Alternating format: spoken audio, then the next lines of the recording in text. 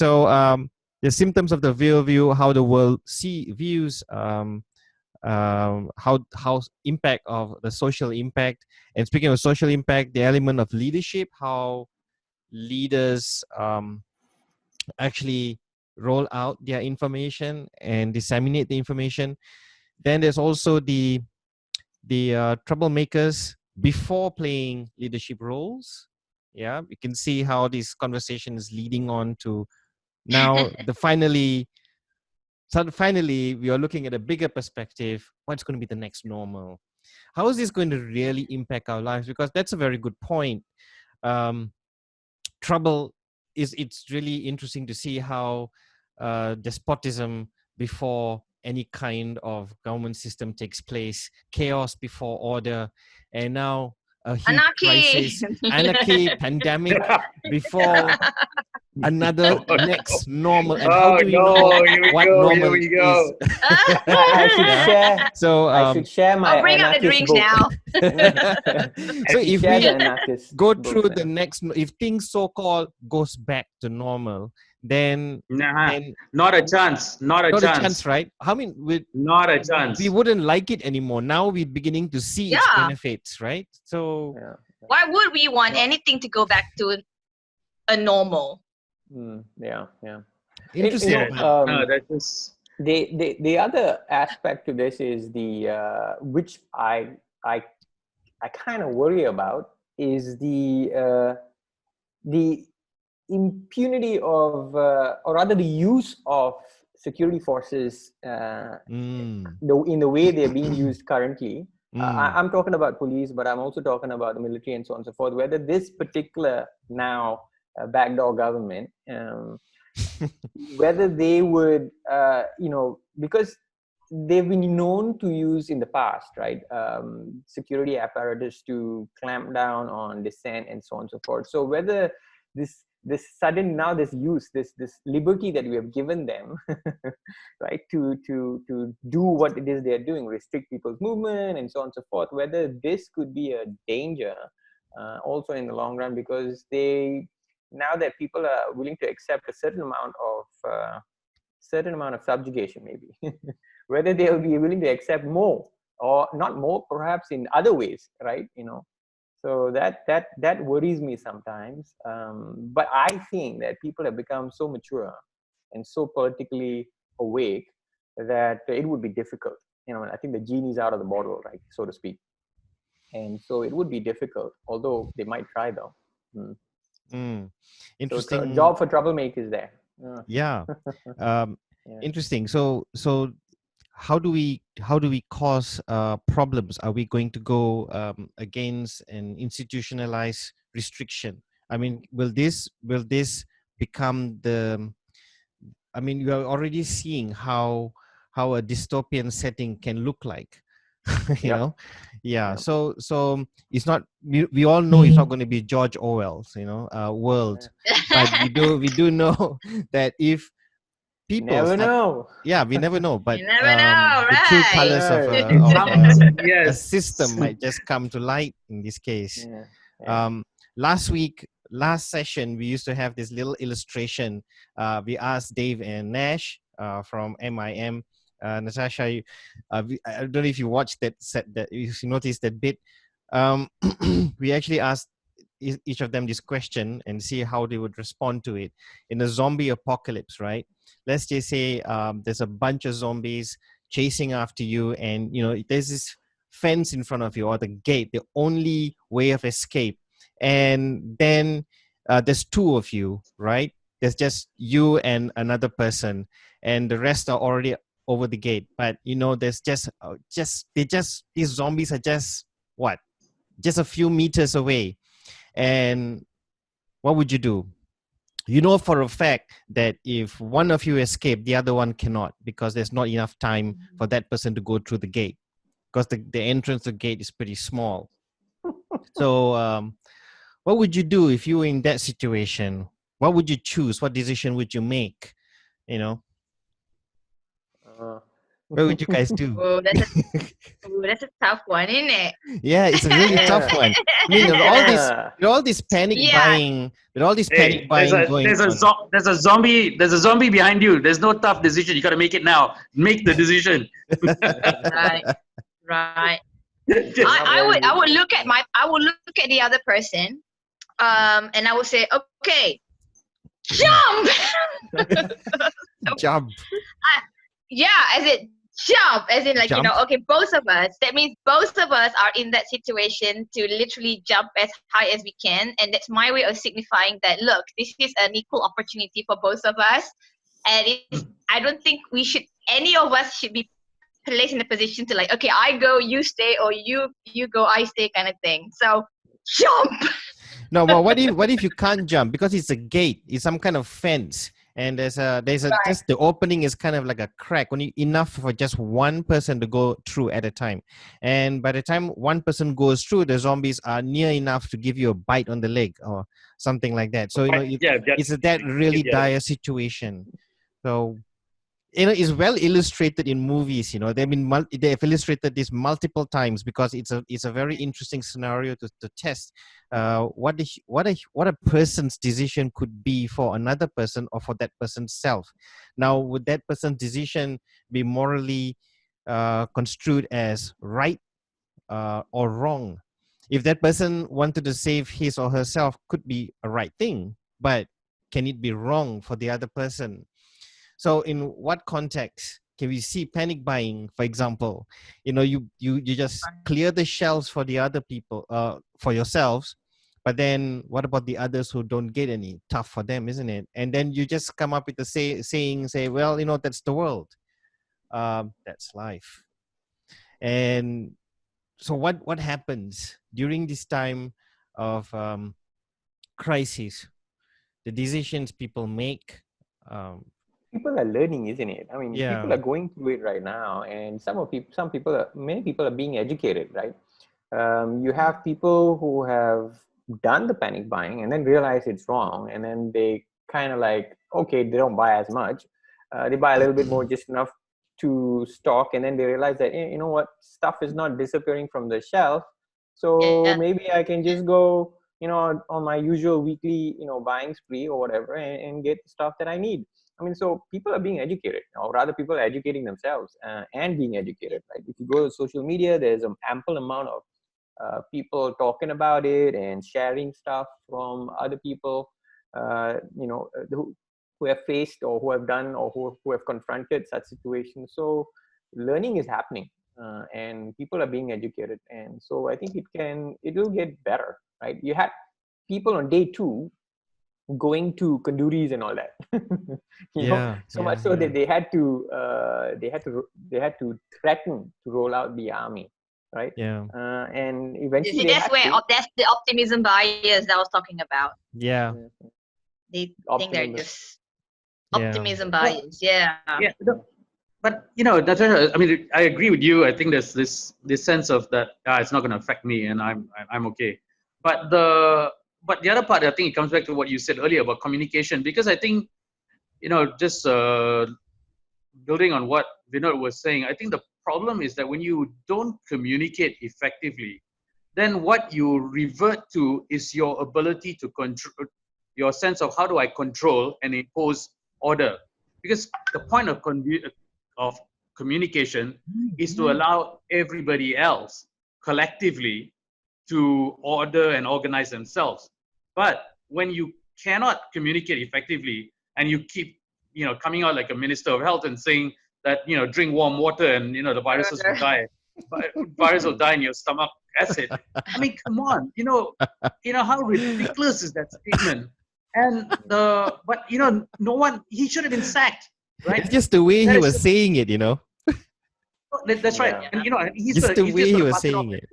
So it's a light moment, Yeah. and he's going to pass it off and that sort of thing. But I think my point only was, building on what was alluding to, was that if you use, I think, like enforcement, and you use your control mechanisms to impose order rather than trying to use a more enlightened mechanism, which is to actually get everybody on board. Because when you get everybody on board, you don't have to impose order. But when your automatic reaction is that, oh, I'm useless at communication, then the only way to control things is to really start imposing putting these control mechanisms in place. Then the problem is later on, you will continue to use these mechanisms rather There's a than danger. stepping back, right? There's a You know danger. that. Yeah. I think there's always that danger, isn't it? The fact that you can just fall back and rely on that mechanism Yeah, correct. to enforce order, as opposed to choosing a more enlightened route, which is to communicate or to use channels of communication and convincing people.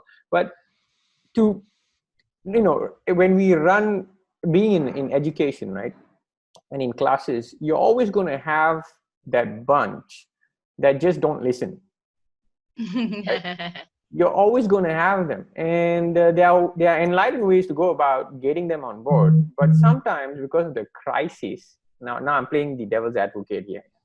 So sometimes, with a crisis like this, it's a crisis, and you just have to bring down the hammer, so to speak. But that does not mean you stop the channels of communication, right? That still has to go on, and that's the primary mode of trying to get people on board, because everybody knows if you push someone against the wall, he's going to push back at the end of the day, right? So you can only push so much before someone pushes back. So the push and pull factor is important, right? So you have to, I think that as always, you have to have credible individuals, putting across, communicating clearly and precisely, and in a way that allows people to have confidence in what they say. So unfortunately, I mean, bad luck for their part, because they got in at a time where the crisis was unfolding, and then all of a sudden they're thrust to the limelight and there's no prep, and they just have to hit the ground running. So I mean, there are considerations here that we have to make, that that maybe they just, because they just came into government. Now we can blame as much as we want the way they got into government, but now they're in government, so they gotta prove their mettle. And unfortunately, we have a contrast between Dr. Zul and this guy Baba, and the contrast is so wide, or rather so much, that people are reacting, right? Also, of course, he's being thrust in the spotlight, isn't it? Because the crisis revolves around his ministry, isn't it? Yeah, and correct. yeah, there's actually a whole bunch of other idiot. I better not say that. There's actually a whole bunch of Just say it. I'll there's just actually a probably whole put bunch a of toot over there, something. bunch of other people, right? That are, where the spotlight's not being focused, but they're making ridiculous decisions. Like, for example, the decision to cancel online e-learning, right? Yeah. That was like a shocker for a lot of people, or a lot of institutions who have been practicing or who have been training their facilitators, and have spent years doing it. But do they And have a now, point about that? Because they did say that they want all students to be able to have access to some points, but we have to put it in its, let's put it clearly, right? You have the difference in IPTS and IPTAs, right? I mean, you have private sector, and you have which is a totally different kettle of fish when compared to the public sector, right? There are issues with the public sector where you have individual students and so on and so forth who have no access. They're coming from poor backgrounds, right?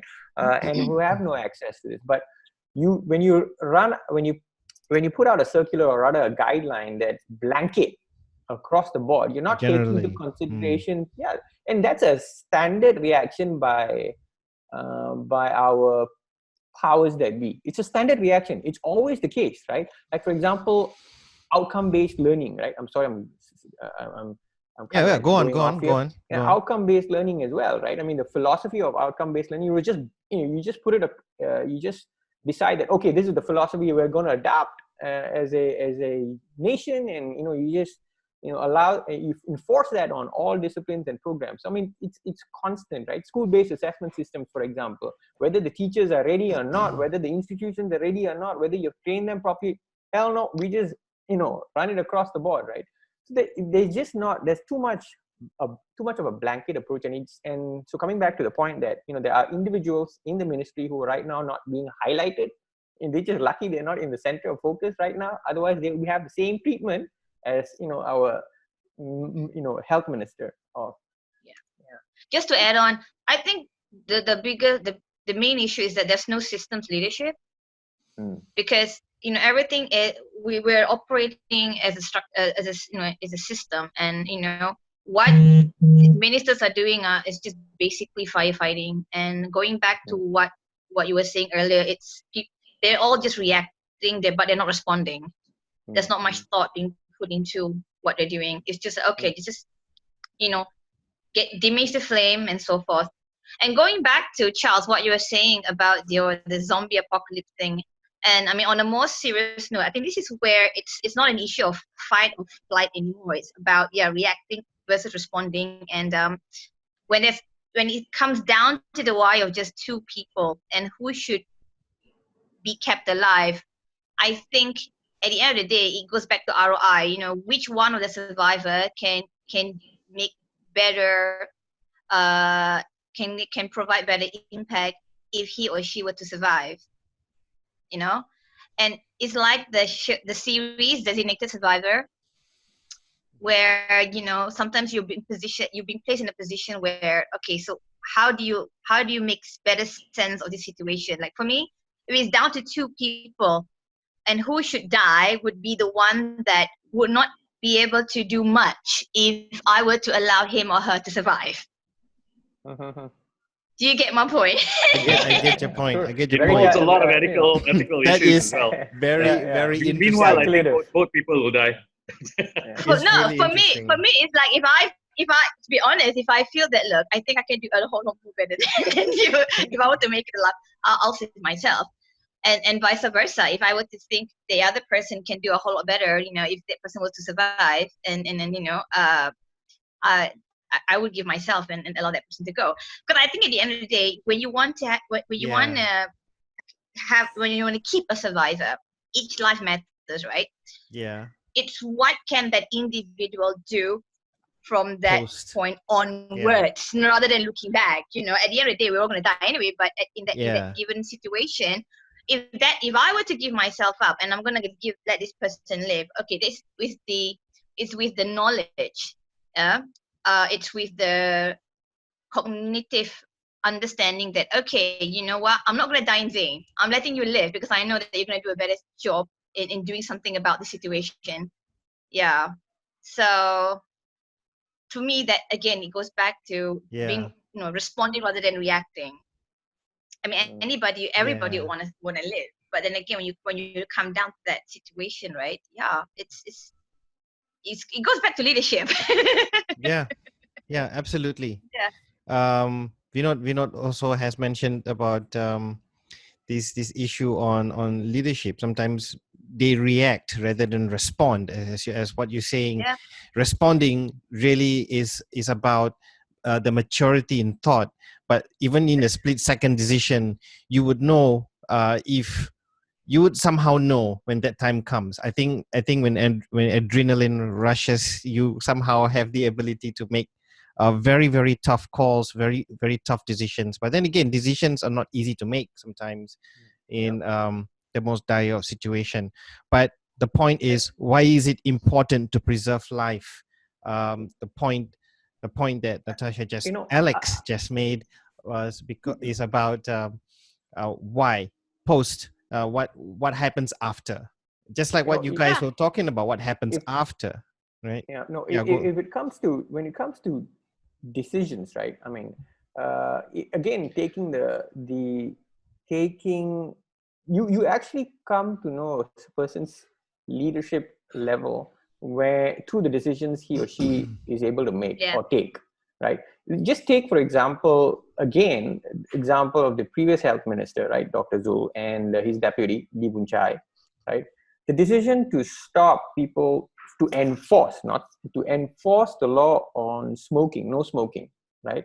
It was a difficult decision to make. That's why the previous government passed the law, right? They were happy to pass the law. They passed the law, very progressive, but they didn't enforce it because they know the ramifications of enforcing such a law, and But this guy and his deputy decide, based on data, based on evidence, based on the statistics that he have been getting, that they are going to enforce it. And he enforced it. I mean, it was a very, very unpopular, still is unpopular among smokers, right? And there's a whole bunch of smokers in the mama stalls and so on and so forth. But they just went about doing it, and to a certain degree, I mean, you can judge that leadership. I mean, you can judge his leadership capability, and I think one of the reasons people actually respect these guys who were formerly the ministers and deputy ministers in that ministry is simply because they took difficult decisions and they did it,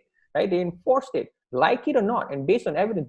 And on top of that, they had they had their communication, they had their communication skills. They tried to explain it as much as they could. People who are afflicted by that decision are not going to listen to any form of communication for a while. Right? Because they want to do what they are normally doing, right? Smoking in their restaurants or whatever, right? But eventually, because it was persistent and it was consistent, and they put the onus on the restaurateurs themselves, otherwise they'll be fined. It started to get implemented. And so I mean, leadership comes down to sometimes making tough decisions, and if your ability to make those tough decisions it's clearly evident, that shows leadership, great leadership. Yeah, You know what I like? What? Okay. So sorry. Absolutely. Yeah, go on. Go ahead. Alex, go ahead. I'll jump in Go after on, Alex. He says. Okay. Yeah. Yeah. I mean, I was just thinking.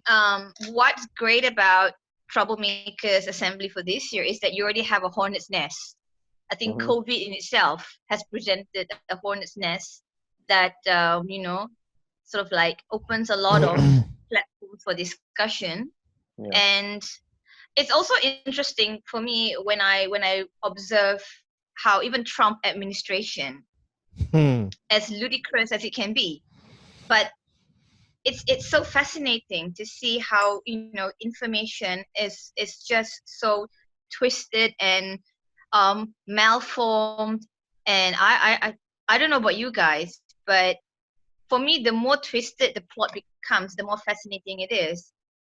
And then you have all these other countries like China, their government that is a little bit more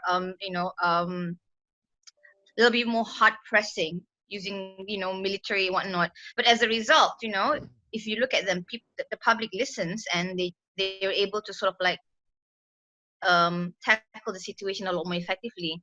And then you have Italy, and then you have countries like ours, Malaysia, very shambolic right now, I have to admit. But I think these, in a way, what's great about it is they've given us really valuable case studies to compare and contrast. Yeah. And No, I think I think your point is fantastic in terms of the case study, because the only time you can actually see character visibly, all right, or see the manifestation of character, because you can only observe things, right?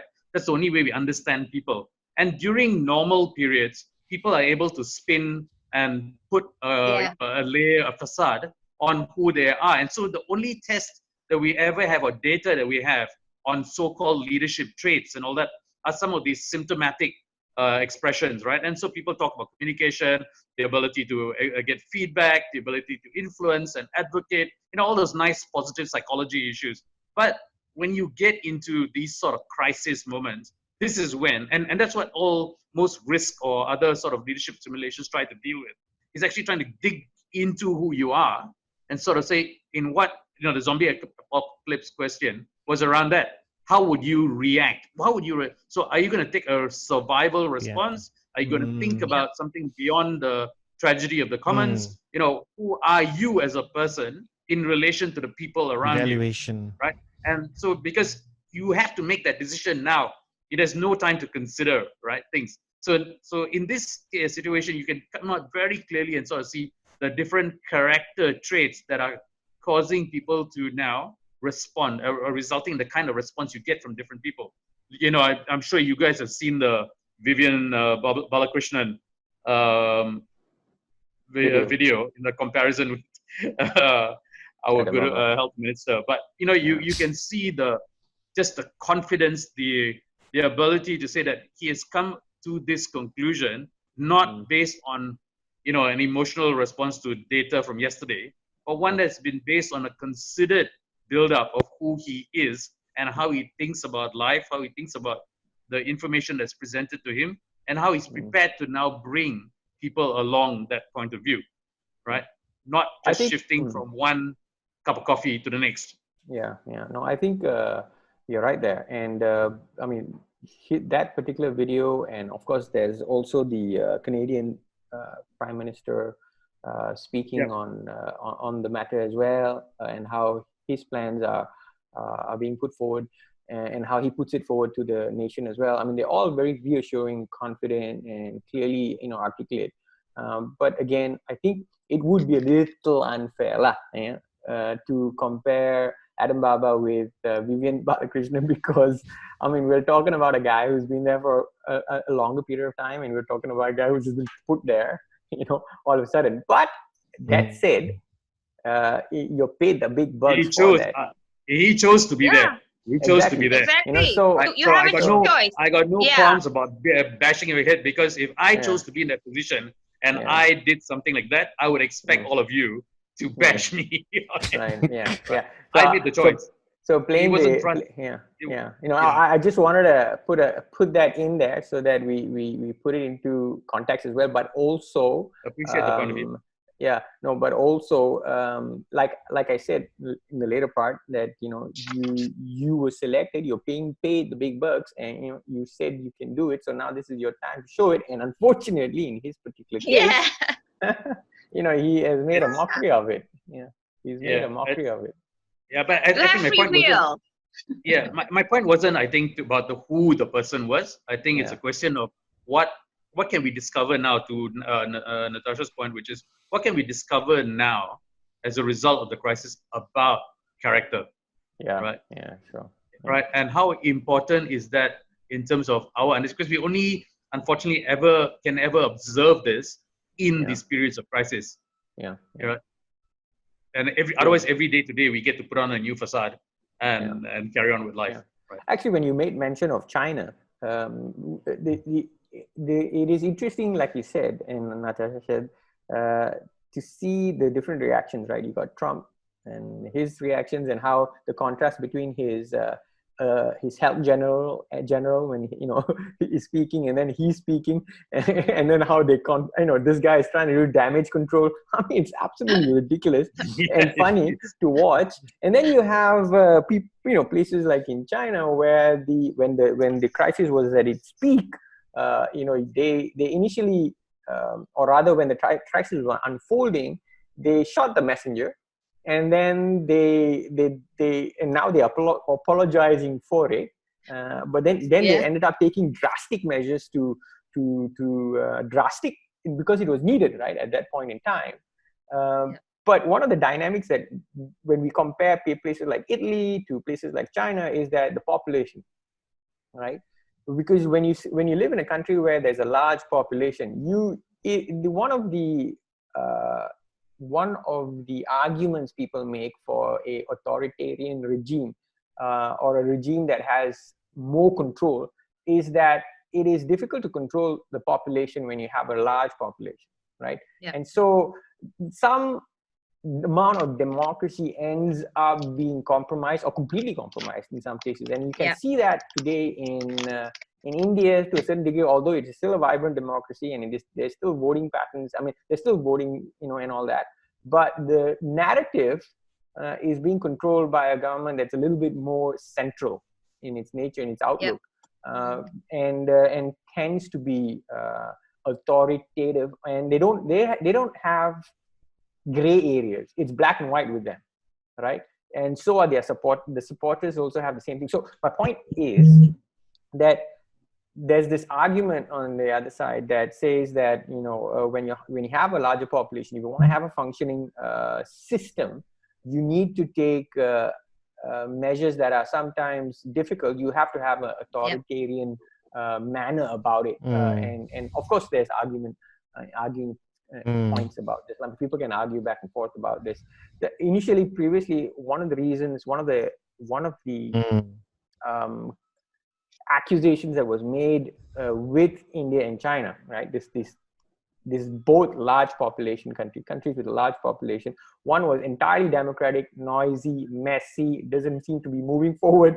It moves 2 steps forward, then 1 step backwards, or 2 steps backwards, 1 step forward.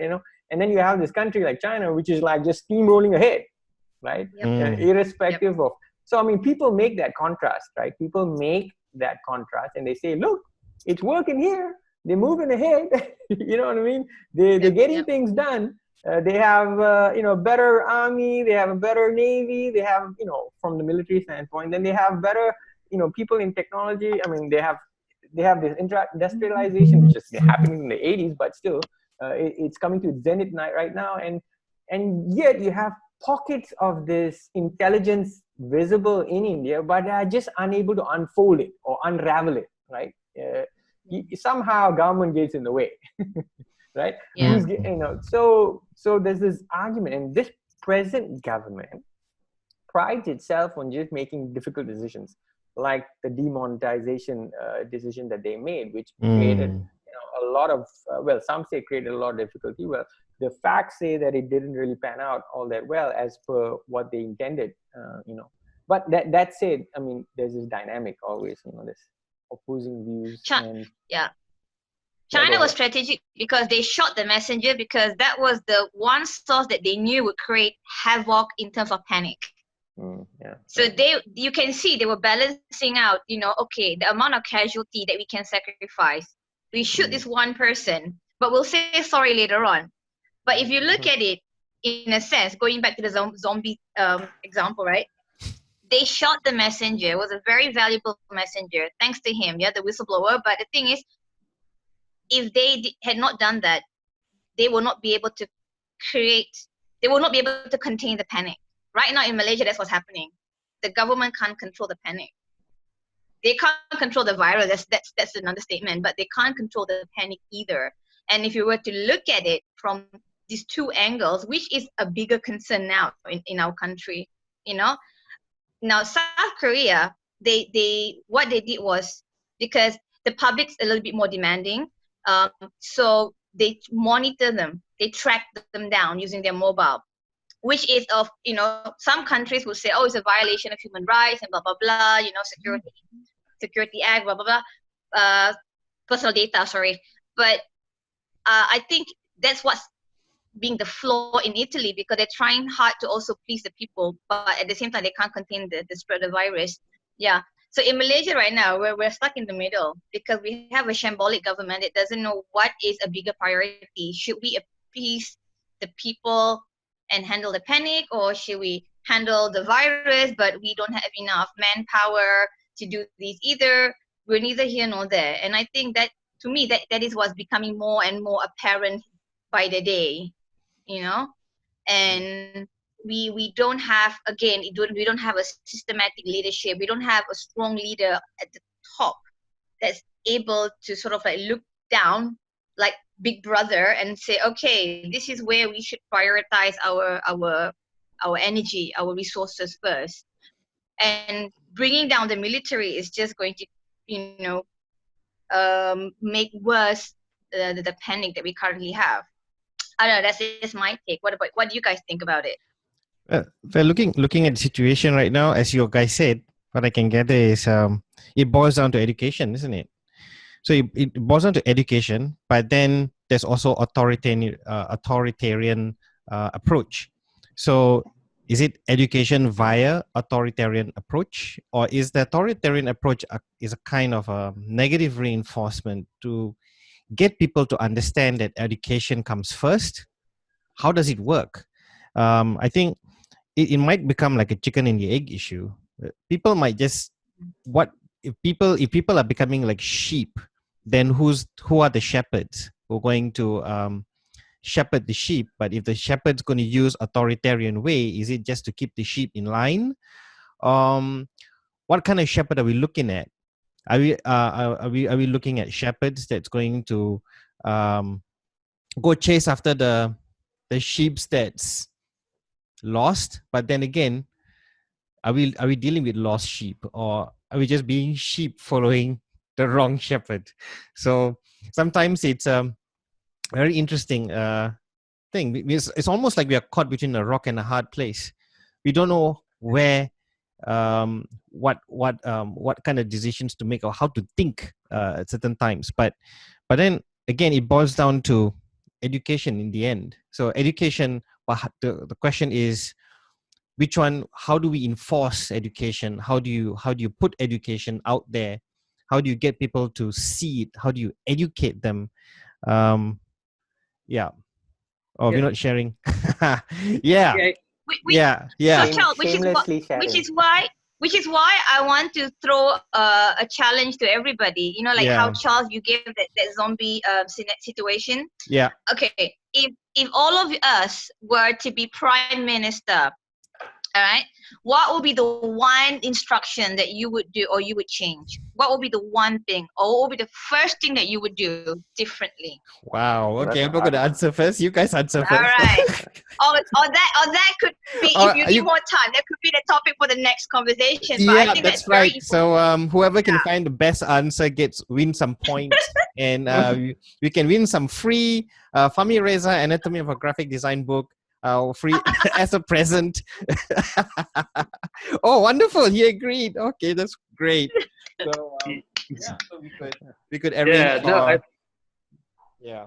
Go on. Yeah, I'd like to expand it, not just the one thing, because I think that is important. But I would also like to understand from everyone also what is the sequence in which you might do something, because I think Yeah. this, because the sequence is, because I think we deal too much with, okay, what's the one thing, and it becomes a marketing tool, marketing gimmick. But the important thing is really the fact, because if you understand the journey that you need to take, then again I sort of understand what aspects of society are you really considering. Because I think in Malaysia, dealing with anxiety or dealing with the emotional context is important, and more important potentially than a data centric thing that might work in South Korea.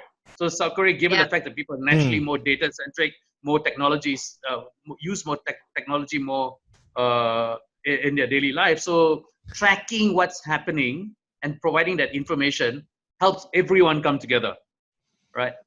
Whereas that might be a very different thing in Malaysia, where coming back to Natasha's term about optimism bias, we have a different level of optimism that needs to be reinforced or confirmed, yeah, and that needs to be managed as well. So I yeah, think the approach would be really understanding your society, and I mean Malaysia is not easy being diverse, and a lot of other countries have got the same issue, but I think starting, at least my view would be understanding what that bias might be in society, and then communicating appropriately to that. So that I think would have been really valuable along the way. But one of the struggles that we are having here at the moment now is that we are not even doing just the basic medical stuff, right? The kind of data that is necessary for people to be able to respond effectively, yeah, because now we just don't know yeah. It's where the information. clusters are forming, right? Yeah. And for the long, and there's so much open source information that's available globally. There's a fantastic site called Next Strain, NEXTSTRAIN, N- which was started a while ago, Next to train. track, just global virus, how viruses mutate. So it's an open source project. Almost every country has provided the open source data on a GitHub repository except Malaysia. Oh, Wow. Okay, okay, okay. What was it right. again? Next what? Next train. Next strain, as in a virus strain, Next Train. Oh, train. STRAIN. Got okay. it. Yeah, I'll look it up. nextstrain.org. Yeah. .org. Okay. It was just started with because we're trying to track flu. But I mean, again, it's not complete. It provides a picture, but Right. I think Okay. the sense of being open and being part of an open source community, would really, really help, especially from a medical profession, because there's lots of Right. things that we just don't know, right? But anyway, Cool. So excellent. So that brings to the last part, the wrap up moment for the Friday Night Project. Of course, we have extended our time a lot more, thanks to Zoom taking out the time limit. Because if it was first 40 minutes, it would have been a 40-minute session. But we consider this as a really great session as well. We could put this as 2 parts to be uploaded. So last but not least, wrap up time. Final words from each people. Okay, starting with Vinod, our guest for today. What's your final thoughts for today? Well, I hope, my hope or my final thoughts is I hope that something positive comes from this new way of working, and we adopt some of the flexibility, more of the flexibility rather, in the way we conduct our businesses or our work.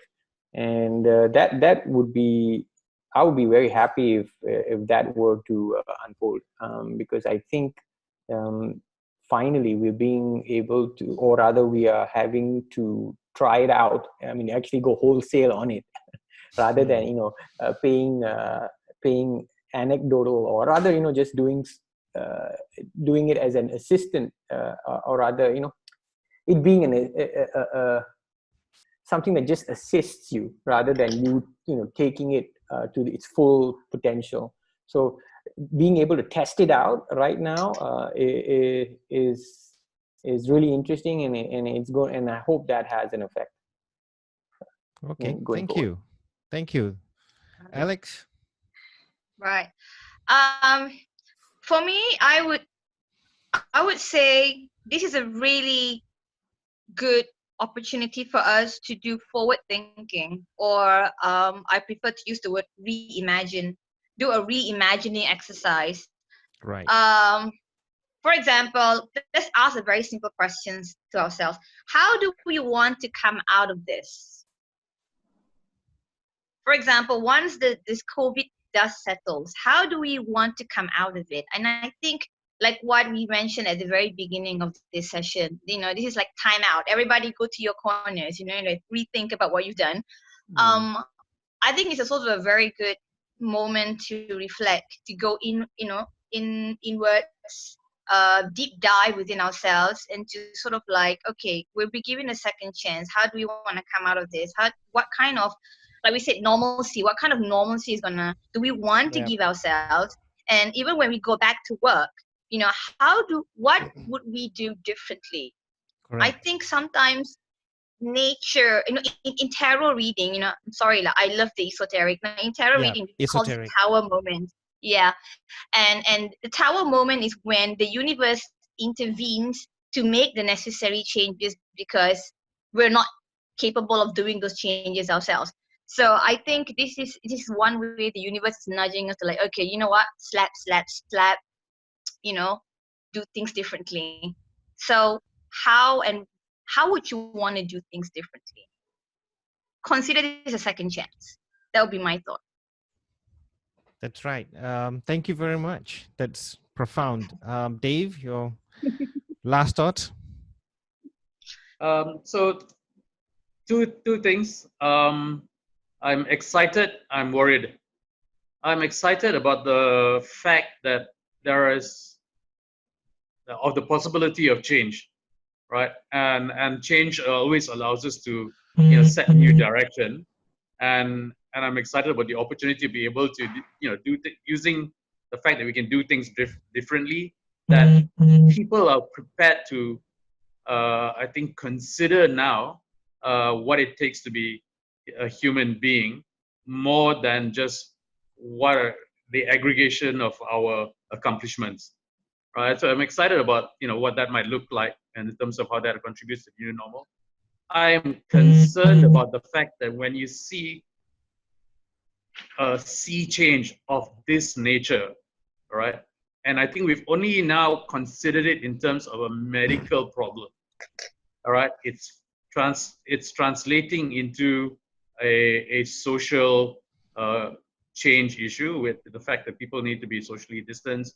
You need to be obedient. You need to follow instructions. But the next thing is that people are fundamentally going to have to revisit how they earn an income, the society needs to understand, needs to completely shift the way they value outcomes. Because the way that we think about money, the way we think about financial systems, the way we think about resources and assets are all going to fundamentally change. And the key thing that I'm concerned about is the fact that there will be an increase in tribalism, the sense of wanting to circle the wagons to decide how we move forward. So yeah, those two things, top of my mind at the moment in terms of the current circumstances. Nice. So, well, my final thought is, well, I think there's so much to digest from all your thoughts. I think that's just quite interesting. My final thought is, I think I agree with all of you, and I just want to read this quote from Brian Eno. One of these very favorite. I'm a big fan of Brian Eno because he's such an experimental person. So this is quote. He goes like this: "Everything is an experiment until it has a deadline. That gives it a destination, context, and a reason." So at this point, I think, looking at this situation, I think society and we are all part of a huge, gigantic experiment. But the thing is, where is the deadline? When? Sometimes we don't know. It can be very unclear when everything has an expiry date. we hope COVID-19 has an expiry, but then again, from our discussions today, what I gather is, I think it's evolution. I think it's just going to evolve. It's just going to transform. A sense of transformation is coming. So we don't know how, we don't know when, but it will come. And with that, I would like to thank all of you.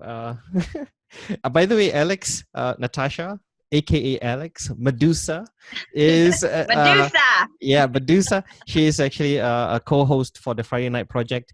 And Vinod, thank you so very, very much for being today, coming in and joining this discussion. Dave, thank you so much for being part of this. And you guys are always welcome to join in any of our sessions. Just always have to either just RSVP future Zoom meetings, or just let us know whether you can or cannot join us. Doesn't matter. We are flexible. You can join us any other future sessions. No problem. And we have more different topic. I think as we go along, the kind of topics will continue to streamline, but we are so open it for this session to be an experiment as well, being so organic and being esoteric. So I think we'll go a lot more esoteric next time, and I really hope Medusa. Yes. I want. Yeah, you're gonna have to do. Tarot card reading. Yeah, you're gonna do a reading maybe the next session. So everyone get ready, get set. We're gonna go a little metaphysical and absolutely creative in that sense. So yeah. So thank you guys. That's it. I think I now will. Thank you guys. Thank you so much. Thanks all. Hey, nice meeting all of you. Live long and prosper. Bye. Bye. Stay safe. Bye.